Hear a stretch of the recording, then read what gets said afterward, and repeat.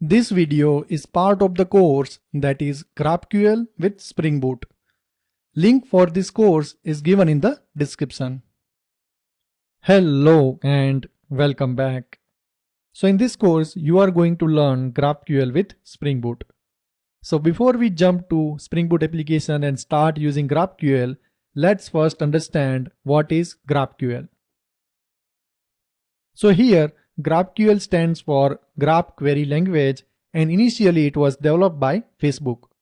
If you are looking for exact definition, then it is an open source data query and manipulation language for API.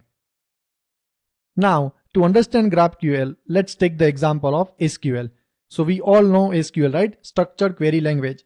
You can take example of any SQL database, say for example MySQL, MS SQL, or any other SQL database, right? Now, in SQL databases, we write queries to create the data, update, delete, or to get the data. Now, say for example, we have one student table with different columns, first name, last name, email, and any other columns, okay, in the student table. Now, let's take the example of select query. So we can do like select star from student, basically our table name, right? Then we will get all the columns in the result set. Now, say for example, you are saying in the query that select first name and last name only from student table. So the query is like select first name, comma last name from student table. So you will get only two columns in the result set. So you have flexibility. So you can consider select star as REST APIs, and when you are saying that, okay, select this columns only and give me the result set with these columns only, that is basically your GraphQL.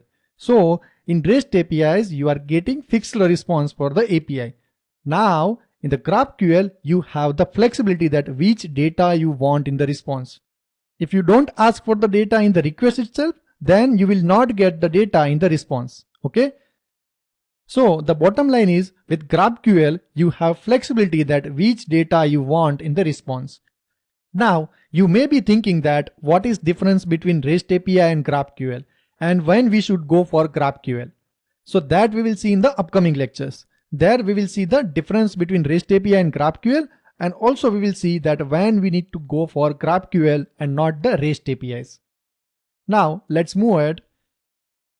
Now with REST APIs, we use different HTTP methods like HTTP GET method to get the data, POST method to create the data, PUT method to update the data, and delete method to delete the data.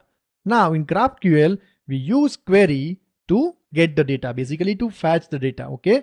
And mutation to alter the data. Alter means create, update, delete. So query is for getting the data and mutation is for create, update, and delete the data.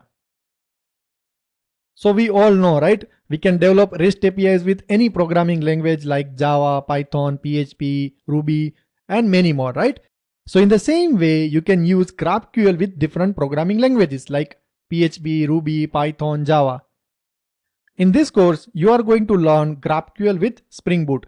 And we all know, right, that Spring Boot is Java-based framework.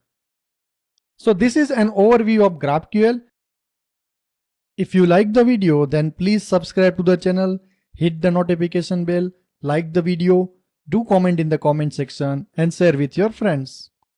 Do you want to learn GraphQL? If yes, then I'm having complete course on it, that is GraphQL with Spring Boot. This course covers what is GraphQL, what is GraphQL query, mutation, schema, and the difference between GraphQL API and REST API. This course also covers the real-time implementation of GraphQL with Spring Boot.